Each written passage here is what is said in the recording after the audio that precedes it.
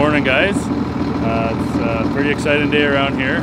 We're seeding our first fall crop we've ever done. We typically don't seed till the spring, but we were all geared up to have 3 tractors in the field all working at the same time today, but a couple things were ahead of schedule and a couple things were behind. So now we're going to actually, we finished cultivating the field. It's being land rolled right now, and because we're done cultivating, we are going to hook onto the drill with a different tractor. So we're going to go ahead and throw the JCB on the drill for the day.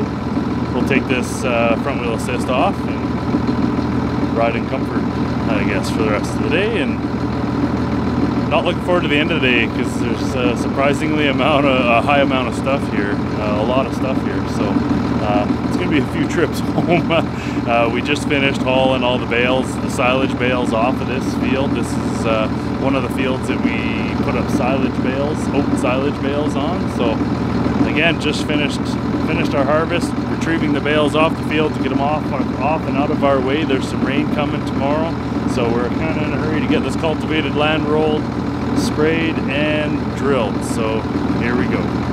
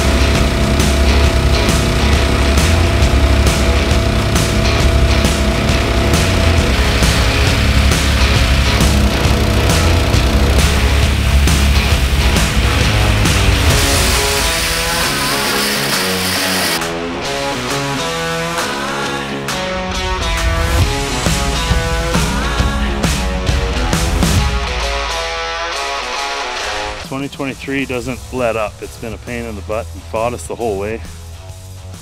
Right up till this morning, a brand new battery on this tender trailer, which is used for the electric start. Brand new battery, dead. Well, it was new this fall, so 4 months ago. And then this lovely black spout that we use for filling the drill also broke last night. So can't have anything nice. As you saw, I kind of had to lob it into the drill, the seed into the drill like a wet pool noodle, but I guess it kind of reminds me of that Corb Lund song, Truck Got Stuck, where they threw 2 bags of the best modern canola seed under the wheel of a stuck truck for traction. So we could probably use that excuse here.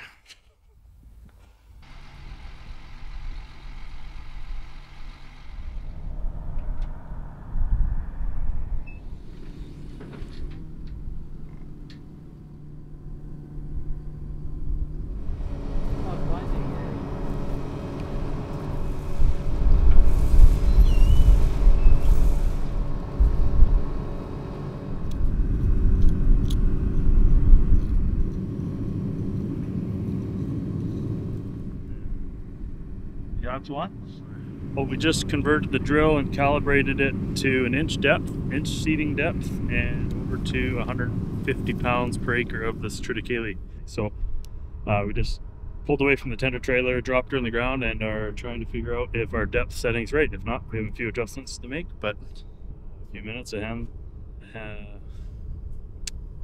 digging through these furrows and find our seeds.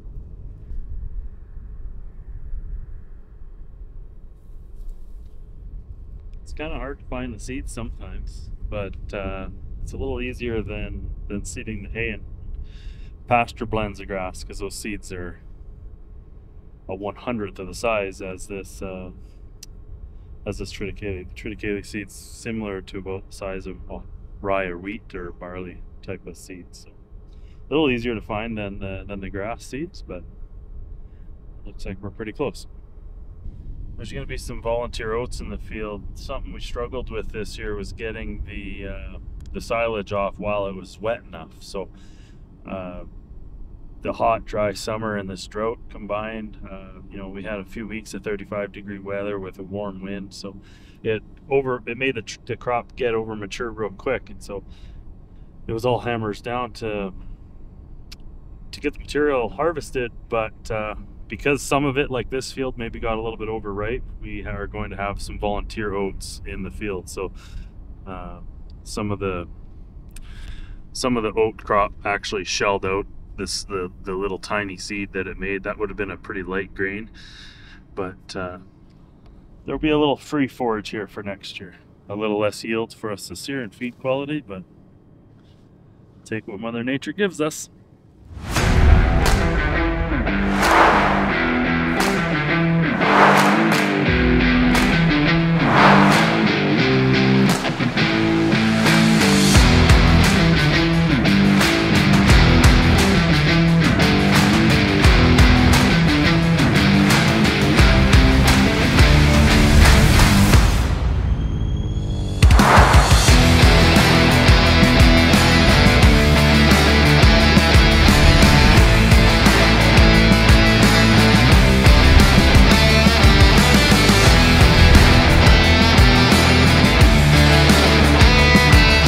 It. There's seed in the ground, going in the ground. Almost forgot. We need to tell the GPS what we're doing. We were pulling the cultivator, the finishing cultivator, with the fast track here. We were going to seed with the John Deere, but now that we're done cultivating, we're going to use this tractor. It's a little more friendly on the hills. It puts the power to the ground a little better on this loose dirt. So because it's so dry and so loose, a little traction and a more comfortable ride, why wouldn't you? We are even going to go as far as adding a new variety. This isn't something we have to do very often. Obviously this is a fall triticale, which we haven't grown before, but adding varieties of that fall triticale is not something I'm as fluent with on this GPS. In case anyone's wondering, the variety of fall triticale that we are seeding today is called Tadeus. Tadeus. T-A-D-E-U-S. I'd be curious where else in North America you guys are using this variety. It's new to us, but we're excited to give it a go. We were here yesterday, put a long shift in, and I thought I'd catch up on some videoing last night, and I did. And I was using some camera equipment outside of our official cameraman's equipment, and this morning when I went to check it out, there was a corrupt file. So as much as we got a late start on the day, I guess not only did we get a late start yesterday on filming, but maybe now we're gonna redo it. And what I wanted to mention was part of the reason we got a later start yesterday was we had some friends in town. Some close friends of ours unfortunately had to move away about 6 years ago, and they spent the last few days with us. So as much as we were spending some good time with them, we just, you know, we weren't going to be throwing the camera in their face while they were here and working. And we had a great visit with them. It was great to catch up with them. Like I say, it's been 6 years, and that's a long time. So anyways, we didn't do much filming over the weekend here, but tried to catch up yesterday, and it never fails. 2023 has a way of kind of testing us, and now all of a sudden some camera footage off of a brand spanking new camera is corrupt, so I can't say I'm shocked. So anyways, well, we missed out on a little bit of footage here last night, but just to give a recap, what we're doing is we have a field here that was just broke out of pasture. It had been in pasture prior to this new landlord owning it. It had been in pasture for probably a little over 50 years. Asking some friends and family in this area that have some deep roots here. What we did is this spring, 2023 spring, we came in and hired a contractor with a moldboard plow and a power harrow, and we plowed her under, and the power harrow did a great job. Very happy with that contractor's work. Everything worked out real well. However, there was a few undulations in the soil that we wanted to get a little smoother. Even though we planted oat silage here this year, we wanted to get her a little smoother field finish. So we ran a finishing cultivator over it here in the last couple days, and we're land rolling it right now. We're even picking rocks. There's a lot going on here today and yesterday, on top of what we're doing here with this new crop. A Triticale plant is something that we are very interested in. It yields quite well, and it seems to do well here in our colder soils. So we're pretty happy to, or excited to be playing with it. Trying to talk to you guys here without clipping the fence with this drill. So we're just doing the very first outside round here while the land roller's finishing up, and a few other things are going on. And the opening round is always the hardest because fence lines are never in the right spot. So as accurate as the GPS systems are, running true north, south, east, west, fence lines never get put in the right spot. I don't know why. Don't want to blame anybody, but it would be nice if people followed the survey pins maybe. But anyways, so we just have to square off the field here, making some adjustments to the GPS to make sure that we don't have any misses, because as you may have started to witness in my videos, I'm a little self-conscious of what the neighbors think. I don't want them seeing any misses or anything in the field. It is kind of, it's hard to do sometimes. Section control on the new modern drills is a fabulous way to fix that, but this John Deere 750 no-till drill does not have section control. So as much as we're using guidance to keep the drill in the location we want, there still might be a miss. So a little bit more manual observation. We spend a bit of extra time on the headlands now and got some pretty big end rows made. So we can actually turn the whole drill and tractor around and start heading back the other way at a little quicker speed. Sometimes it's nice spending the extra time getting those headlands a little bit bigger and the field perfectly squared off, because then when you spend 80% of your time doing the long straight runs, you can make quite a bit of time and save in your day in all your turns. So obviously we don't have turn automation on this drill, but maybe one day we will, but right now we don't. So a few extra headland passes and we're going to carry up some speed. The drill is running out of seed. We are seeding our way back to the tender trailer and refill and start making some time.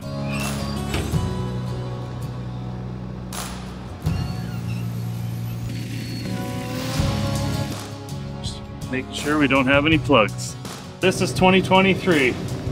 A brand new battery for the hydraulic motor here. Brand new battery this fall, and it's gone bad. I'll have to try and recover it on the tender battery charger, but for now we got to boost it. But 2023, between that and breaking that black spout on the delivery auger, we're on our last field. Last time we should be using it this year. Look forward to this winter and get her fixed up right.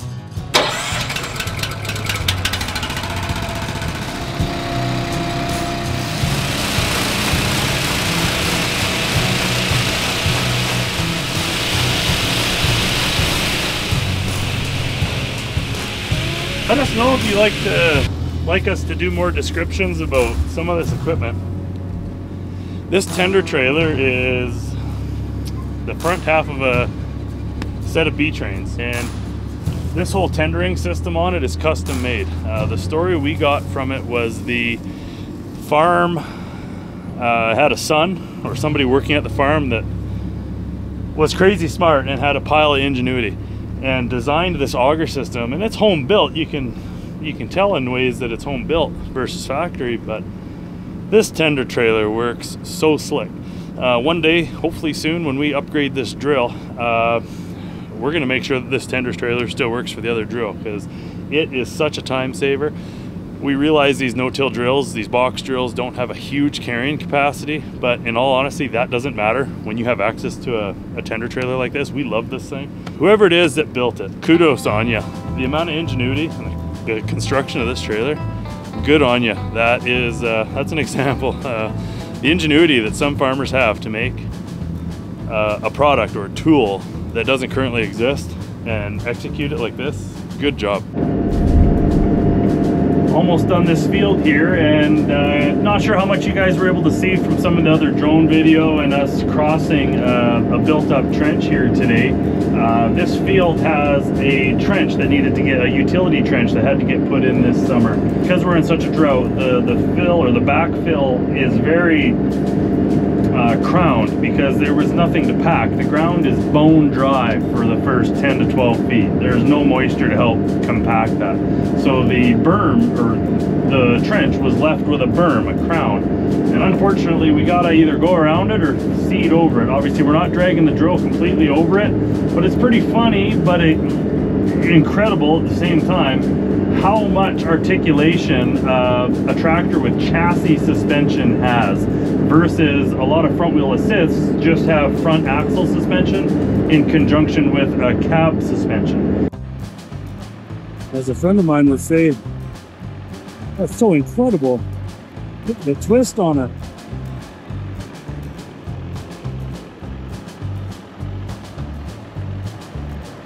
That suspension still has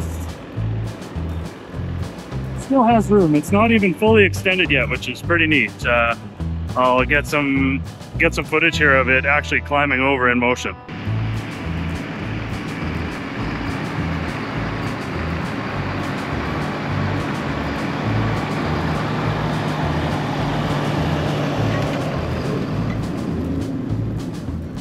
Hey guys, forgot one more thing here maybe before I wrap this video up. Hopefully some of our American viewers might have some more insight on this. You know, our whole ambition to become a farm that can entertain some double cropping in a wet enough year. But with this fall crop hopefully being harvested by about late June in 2024 as silage, has anyone ever grown sorghum right after Triticale? And did that work for you? Because we're trying to find, and our agronomist is helping us out, but we're trying to find the best plant possible that would grow quick. Because remember, we only have a 90-day season, but what would grow quick to allow us to harvest in late September, mid to late September. So sorghum isn't something I've ever seen grown around here. In southern Alberta on some irrigation ground, we see sorghum. So obviously if Mother Nature gives us some good moisture next year, obviously sorghum I think would be a pretty good candidate. It's very frost tolerant, so you know, when we get our first frost in early September, that would be a plant or a species that could tolerate it. But so anyways, that's kind of the tree that we're barking up right now, is maybe putting sorghum in here next year after we harvest this Triticale. So if you guys have any other suggestions outside of sorghum, any other frost tolerant plants, maybe even plants that are drought tolerant but grow quick, we need speed on our side. So I'd love to hear from you guys. Please leave a comment. Let me know what other plants or species you guys have maybe seen success with in the same application. Thanks guys. Well, here it is, almost through the day on Wednesday, and we started this field and everything we had to do here on Monday morning at 11 o'clock. We had mentioned we had a friend that was here that helped us get some tillage started before he had to hop on a plane with his family and leave. Thank you very much for your help in getting this started. So a field that was littered with silage bales 3 days ago, Thanks to that telehandler and our Kenny with the step deck hooked onto him, we got them bales off that field quick. We have a bit of urgency. There's a bit of rain coming tomorrow, potentially even snow. So getting those bales off the field was task number one. Task number two, we had to fix some of the plow marks and green manure or trash that was on the field and fix that field surface. So number two, we had to cultivate the whole thing. Task number three, we had to land roll it. Task number four, we're seeding it. Task number five, we're picking rocks. And we're off to the races. We are super excited for this field. All we're gonna have to do to this field next year is potentially spray it in the spring and throw some fertilizer down. So we're gonna be hitting this field hard with likely more Super KNS or a Rebuilder product from Replenish Nutrients. So we're super excited to get that on there. Who knows, if the ground stays dry, well, we maybe don't want it to, but if we have an opportunity to get in this field yet this year, we will be putting that fertilizer on this fall. So stay tuned for that video, but it's pretty impressive. 3 days later, we're almost done in this field. That was a pretty big quantity of work, and thanks to everyone that helped. You all know who you are. Thanks for being here, thanks for helping, and thanks for helping us get through 2023.